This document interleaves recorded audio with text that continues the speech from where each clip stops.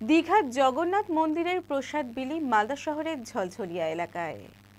নিজে দাঁড়িয়ে রেশন দোকান থেকে জগন্নাথ মন্দিরের প্রসাদের প্যাকেট গ্রাহকদের মধ্যে বিলি করলেন ইংরেজবাজার পৌরসভার ২৭ নম্বর ওয়ার্ডের কাউন্সিলর পূজা দাস। দীঘার জগন্নাথ মন্দির উদ্বোধনের সময় মুখ্যমন্ত্রী মমতা বন্দ্যোপাধ্যায় বলেছিলেন, রাজ্যের প্রতিটি বাড়িতে পৌঁছাবে প্রসাদ। সেই অনুযায়ী রেশন দোকানের মাধ্যমে প্রসাদ বিতরণ শুরু হয়।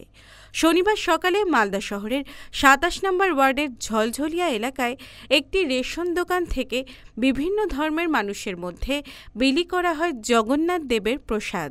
প্রসাদ নিতে ভিড় জমান বহু মানুষ। পূজা দাস বলেন, এলাকায় বসবাস করেন বিভিন্ন ধর্মের মানুষ।